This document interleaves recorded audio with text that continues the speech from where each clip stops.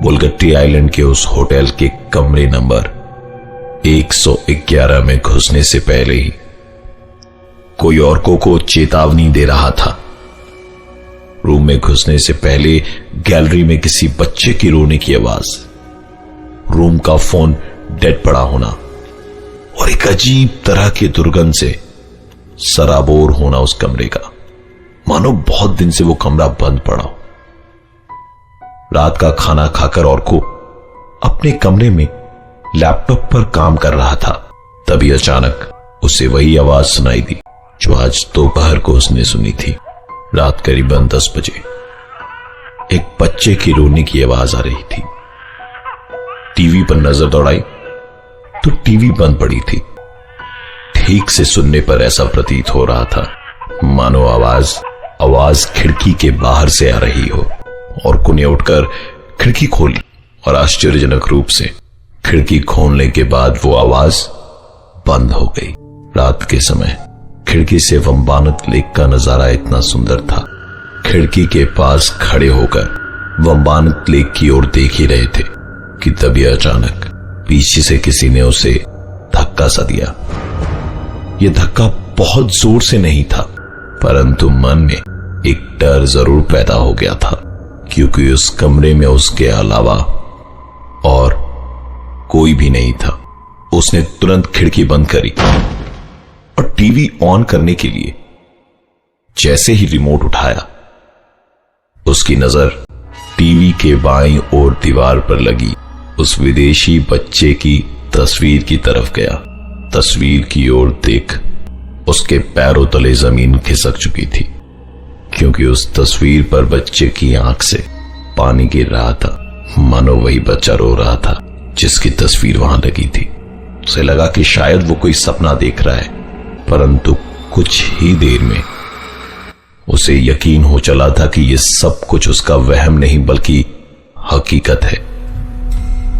चद्दर सर तक तान ली थी औरकों ने, ताकि उसकी आंखों के सामने सिर्फ अंधेरा हो और कमरे की एक झलक भी उसके सामने ना आए। औरकों की वो चद्दर उसे कोई धीरे धीरे नीचे की ओर खींच रहा था।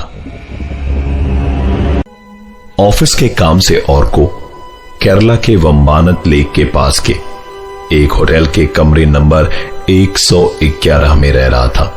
उस कमरे में औरकों के साथ कुछ ऐसी घटनाएं घटी जिसने उसे डरा तो दिया था, पर मजबूरी यह थी कि होटल का कोई भी कमरा खाली नहीं था, इसलिए आज की रात उसे इसी कमरे में बितानी पड़ेगी। रात उसे कमरे में इतना डर लग रहा था कि उसने चद्दर सर तक तान ली थी ताकि उसे बाहर का कुछ भी नजर ना आए। लेकिन उसे कुछ यूं महसूस हो रहा था कि कोई उसकी चद्दर को धीरे धीरे नीचे की तरफ खींच रहा हो। धड़कनें काफी तेज हो गई थी कि तभी अचानक चद्दर के अंदर से वो एक पल उजाला और अगले ही क्षण अंधेरा देख पा रहा था। उसने अपनी सारी हिम्मत जुटाते हुए अपने पूरे शरीर के ऊपर से चद्दर उठाई। चद्दर हटाते के साथ ही उसने पाया कि बाथरूम की लाइट अपने आप जल और बुझ रही है। दबे कदमों के साथ उसने बाथरूम की ओर जाना शुरू किया कि बाथरूम की बत्ती का स्विच बंद पड़ा था। और को जैसे ही बाथरूम से बाहर निकला, उसकी नजर पलंग पर गई जहां उसके लैपटॉप के साथ में छेड़छाड़ कर रहा था एक बच्चा। इस बच्चे की शक्ल उस तस्वीर वाले बच्चे की शक्ल से हूबहू मिल रही थी। वो बस उस बच्चे की तरफ स्तब्ध होकर देखे जा रहा था कि अचानक उस बच्चे ने उसकी तरफ अपनी नजरें उठाई। औरकों के गले से कोई आवाज नहीं निकल पा रही थी। उसने तुरंत अपना होश संभाला और कमरे से बाहर की ओर भागा। वो दौड़ता हुआ रिसेप्शन की ओर जा ही रहा था कि उसे होटल का एक स्टाफ मिला। औरकों ने चिल्लाते हुए उनसे कहा कि मैंने मेरे कमरे में एक बच्चे को देखा है। औरकों के इतना कहते के साथ ही उस होटल स्टाफ की आंखें बड़ी बड़ी हो गई, मानो अकस्मात उसे कुछ याद आ गया। परंतु उसने सभी चीजों को नजरअंदाज करते हुए कहा कि अगर आप ठीक समझे तो आप यहां मेरे साथ आज की रात गुजार सकते हैं। ऑर्को ने उनका हाथ पकड़ा और कहा, कुछ तो है जो आप बताना नहीं चाहते। और फिर उसके बार बार अनुरोध करने से चाचा ने कमरा नंबर 111 का सबसे बड़ा राज बताया। करीबन 2 साल पहले लंदन से एक परिवार उस होटल में रहने आया। उन्होंने 1 महीने के लिए कमरा नंबर 111 बुक कर रखा था और कमरे को अपने घर की तरह सजा लिया। वहां दीवार पर लगी पेंटिंग को उन्होंने अपने 5 साल के बच्चे की फोटो के साथ बदल दिया।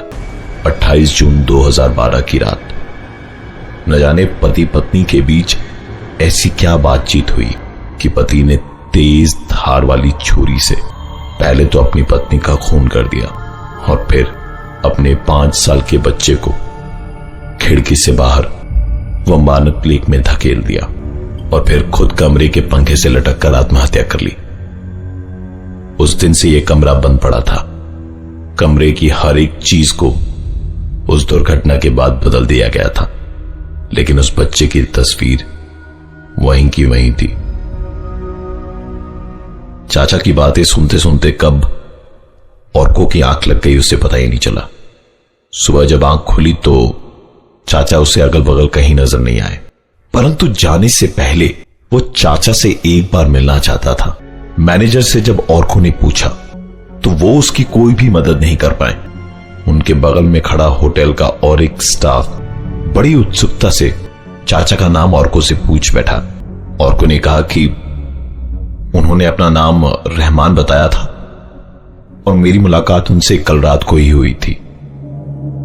यह सुनकर उस स्टाफ ने कहा, आपको शायद कोई गलतफहमी हो रही है, क्योंकि रहमान की मौत तो 3 साल पहले ही हो चुकी है।